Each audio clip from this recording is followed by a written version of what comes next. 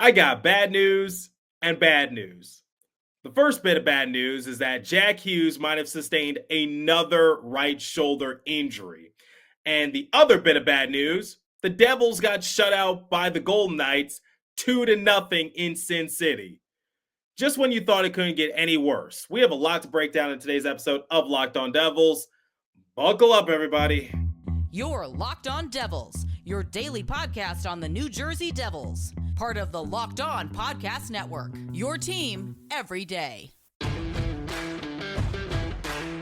Hi, this is Bryce Salvador, and you're Locked On Devils with Trey Matthews. Scores! Oh, Stevens stepped up, nailed him. Brodor's got the puck. What a shot. The Devils win the Stanley Cup.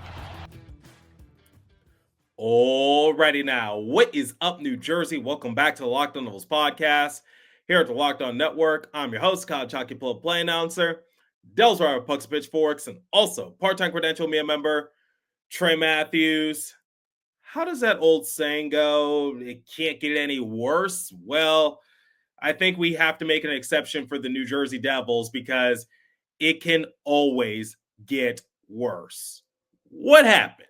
Well, aside from losing to the Vegas Golden Knights 2-0 and getting shut out for the 7th time this season, the Devils might be without their star player Jack Hughes for quite some time because there's a growing concern that he sustained another shoulder injury.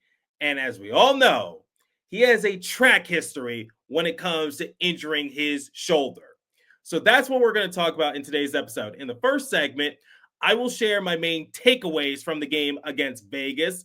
Then in the second segment, we're going to talk about Jack Hughes, what happened. He got hurt late in the third period, and by my account, it didn't really look all that good. I'm going to be completely honest with you guys, and if the Devils are without Jack for an extended period of time, this should go without saying, but that is not good for the Devils. Not good whatsoever. Then in the third and final segment, I will compare the stats and give the Devils a letter grade, even though I really don't want to. Okay, this was the back end of a back-to-back for the Devils. They were in Utah the night before, and they came away victorious by a score of 3-1. Timo Meier, he netted himself a goal. Curtis Lazar also scored. Nathan Bashin, Tomas Tatar, they got assists. It seems like the Devils had a lot of positive momentum going their way, but, you know, when you're playing a back-to-back, it's obviously difficult, but Sheldon Keefe talked about it coming into this matchup, which is you can't use that as an excuse.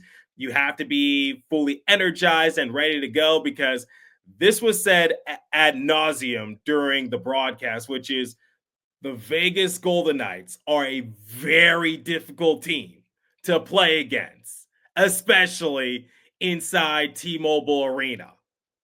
So you need to be on your A game to beat them. Paul Cotter, he made his return to Sin City. They played a video tribute for him. He won a Stanley Cup with the Golden Knights, so it was nice that he got to share that moment with his teammates and return to his old stomping ground. And if you're curious, Alexander Holtz and Akira Schmid, they did not appear in this game. In fact, they weren't even scratched. You know where they're at? In the AHL. And I think Alexander Holtz scored like 4 goals for Henderson recently. But anyway, I think it's safe to say that the Devils won that trade because even though Paul Cotter doesn't score all that often, there's a reason why he's never scratched. It's because he knows how to rack up the hits. He plays solid defense, and his scoring is a bonus. But digressing a little bit, nice to see Paul Cotter get that sort of recognition from the Golden Knights and their fan base. And speaking of returning, Jacob Markstrom was back in between the pipes for the Devils. Remember, he missed a few weeks due to an MCL sprain, and that also sidelined him for 4 Nations. Nico Dawes, unfortunately, was sent back down to Utica. That's just the business of this industry because Dawes can still be sent down with no repercussions. But I want to give a lot of credit to Dawes and him elevating his game in wake of the injured Jacob Markstrom, because Dawes had a goals against average below 1. He had a 966 save percentage. He had one shutout, and in 5 game appearances, he had 3 wins. And one of those game appearances, he only was in net for like 90 or so seconds, because it was the game against the Avalanche in which Jake Allen surrendered a lot of goals. The team wasn't really playing all that well in front of him, and allegedly he took himself out the game because I guess he was a little frustrated. Sheldon Keefe said it was because he was cramping, but nonetheless, that was only a 90 or so second appearance for Nico Dawes. So it really shouldn't count all that much. But getting back on track, nice to see Jacob Markstrom make his return, because prior to the injury, he was arguably the Devils' MVP player. Now, this game was frustrating, to say the least, because I would say that the Devils, for the most part, played a really good game. And if you don't believe me, maybe you'll believe Bill Spaulding, Ken Danico, and Bryce Salvador, because throughout the course of the broadcast, especially in the first period, they were talking about how the Devils were playing really well in their own end. They were keeping the Golden Knights at bay. They were limiting their shots on Jacob Markstrom. They weren't really overworking their goalie, which is something you like to see. Unfortunately, the Devils had a tough time finishing. And this is when my concerns started to grow as the game progressed, which is the Devils couldn't contain the Golden Knights forever. And then come the third period, the Devils surrendered a couple of power play goals, and that's all that the Golden Knights needed to squeak away with the victory. Now, Mark Stone scored the first power play goal for the Knights in the third period, and I want you guys to keep that in mind, because Jack Hughes went to the box for interference. That's going to be a big talking point in the second segment, so stick around for that. But ultimately, this game, it came down to the goaltending. Jacob Markstrom and Adin Hill, and I got to give a lot of credit to Adin Hill. He was stymieing the Devils, and no matter what the Devils were throwing at him, he always had an answer. So there's not really much to take away from this game. Obviously, people are more concerned with Jack Hughes, and rightfully so. And I get that people are frustrated, because the last time the Devils won 2 straight games, you would have to go back to late January. Yes, you heard me correct. It's been a while since the Devils have strung together a few wins, and you really cannot continue to play inconsistently, because don't look now, but the Columbus Blue Jackets, I think they're in the rearview mirror of the Devils, and they're getting bigger, bigger, and bigger. Caution. Objects in rearview mirror are larger than they appear. So the Devils definitely need to try to get their act together. But Jack going down with an injury, certainly not going to make things any easier for New Jersey. And we're going to talk about that momentarily. But before we continue, let me tell you guys about Wonderful Pistachios. Looking for a snack that's both delicious and nutritious? Crack into a good source of protein with Wonderful Pistachios. Wonderful Pistachios is one of the highest protein nuts. Each 1 ounce serving has 6 grams of protein, giving you over 10% of your daily value. Plus, they're packed with fiber and better for you unsaturated fats to help keep you feeling fuller all day long. As you guys know, I'm constantly on the move. I'm constantly on the go, constantly traveling in and out of airports. So I like to have a snack by my side. And I love the no shells variety. It's the perfect grab and go snack for busy days. Get snackin' and get crackin' with a snack that packs a protein punch. Visit wonderfulpistachios.com to learn more. Okay, the big talking point of today's episode: Jack Hughes and another injury involving his shoulder. Let's paint a picture. What happened? Well, late in the third period, the Devils were actually on the PK, and Jack Hughes was on a 2-on-1 odd man rush, and he got tangled up with Jack Eichel a little bit, and Jack took a hard tumble into the boards and he was down onto the ground and he was very slow to get up. Now, when looking at that particular play, and I think everybody knows this already, but I don't think there was any ill intent from Jack Eichel. He immediately went over to Hughes to check to see if he was all right. Both of them were teammates for Team USA at Four Nations not too long ago. Just an unfortunate circumstance.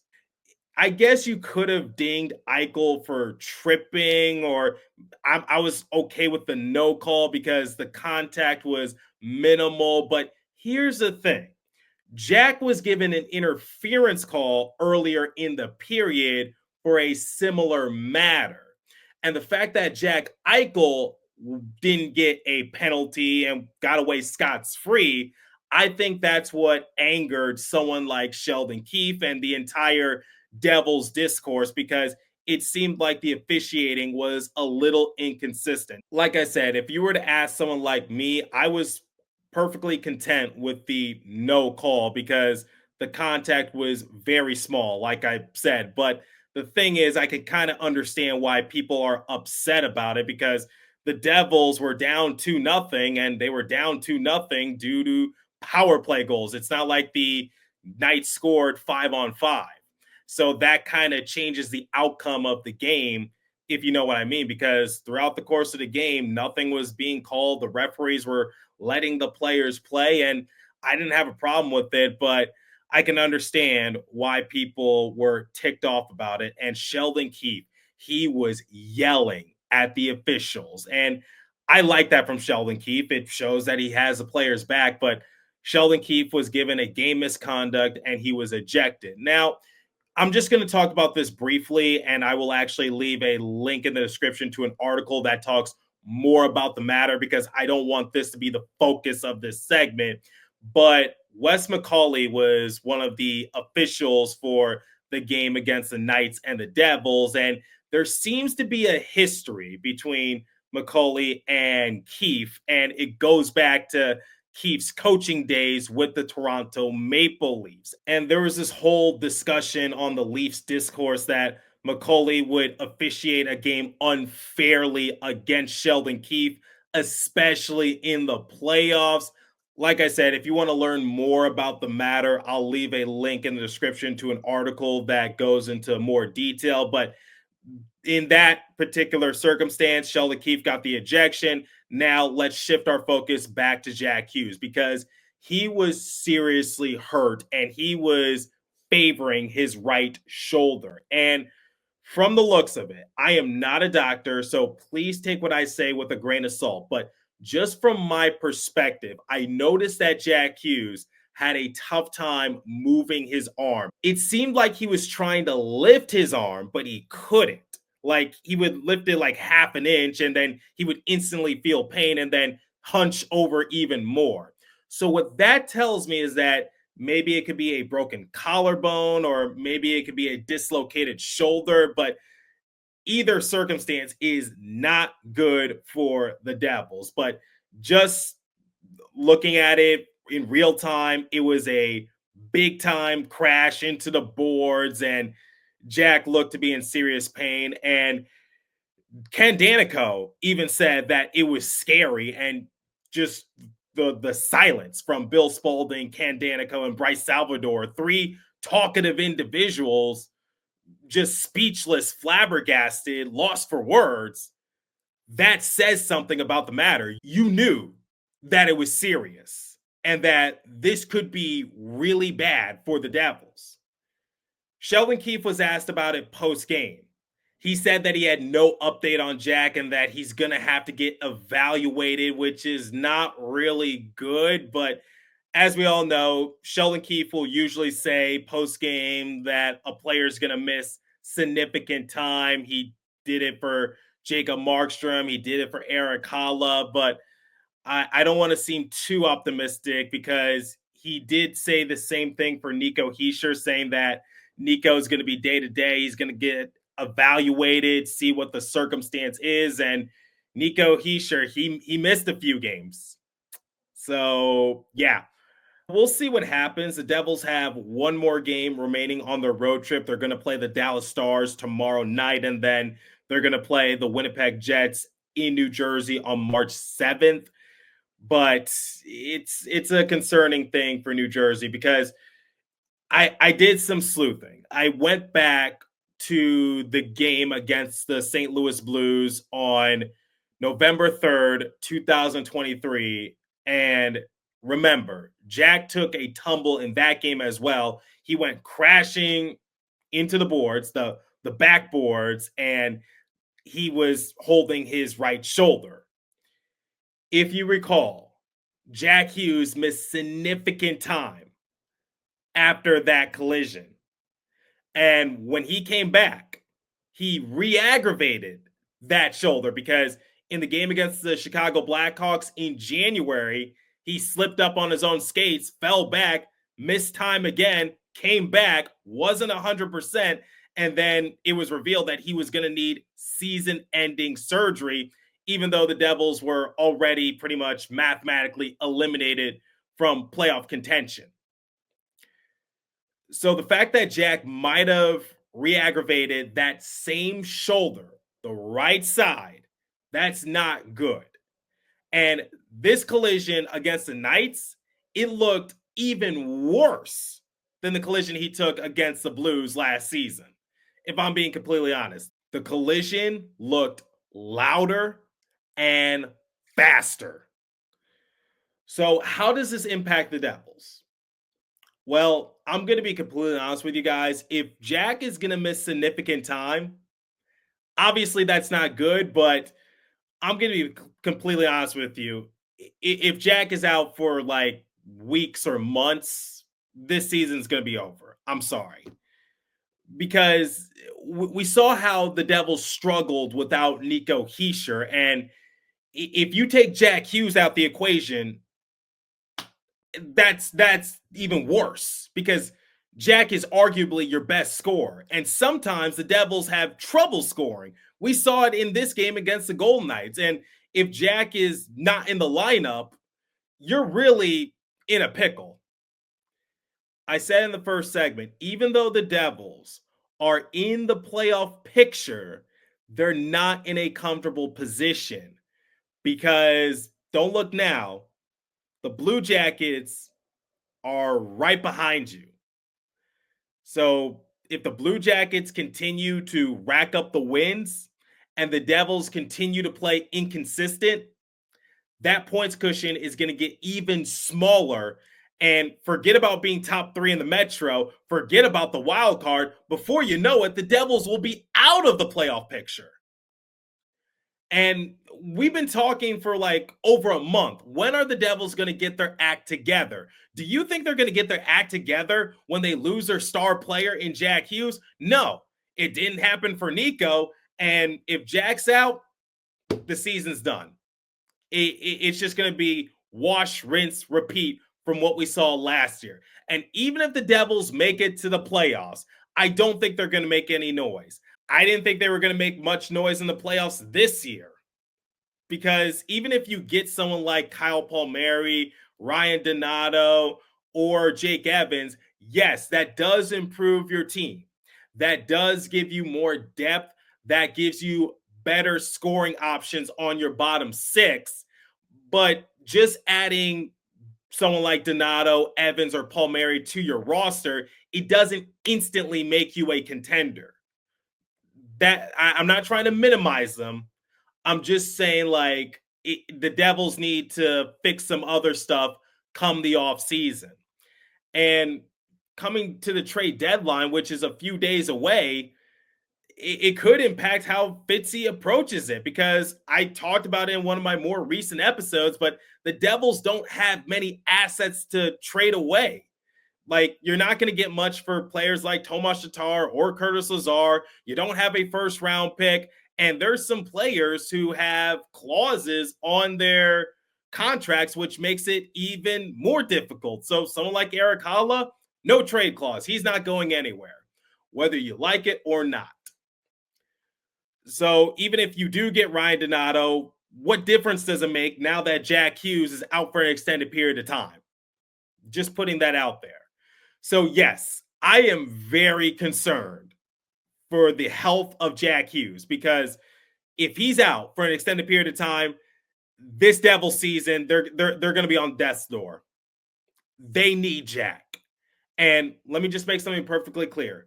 I wish Jack good health and fortune in his recovery. I hope he comes back when he's ready to come back. And I don't wish injury upon anyone. But it still doesn't take away from the fact that if Jack goes down, the Devils are going to be in a lot of trouble. Okay. Let's compare the stats, give the Devils a letter grade, and get out of here and try to sleep it off a little bit, if you would. Shots on goal differential, 25-24 in favor of the Devils. Similar to what Bill and Dano said on air, the Devils did a good job limiting the shots from Vegas, especially in the first period. Power plays, Devils were 0 for 1, Vegas was 2 for 4, and that's all they needed. And that interference call on Jack Hughes, I think that was BS, but whatever.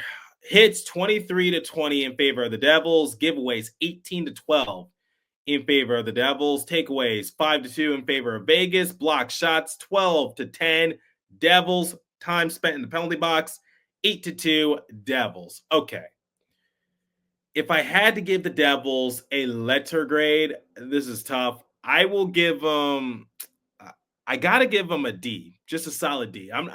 This game wasn't bad, but it's the same thing that I've been seeing all season long, which is, what's it going to take for the Devils to win 2 in a row?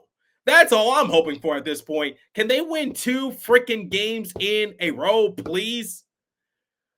Because this is unacceptable. This is getting ridiculous at this point.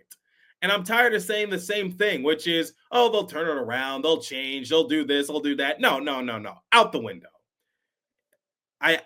If they really want to be taken seriously as a playoff team, they need to string together some wins, because if they continue to do what they're doing and they get into the playoffs, they're going to be a first round exit with these, and you're going to have another team licking their chops. So they're still top 3 in the Metro. They would play the Hurricanes, and you know how physical the Hurricanes will be come playoff time. We saw that back in 2023. So I'm just saying the Devils, this should go without much saying. They really need to change their game a little bit, and I'm hoping for the best for Jack Hughes. I really am. This game wasn't bad, but the reason why I'm docking a few points is because the Devils, they can't be doing the same thing.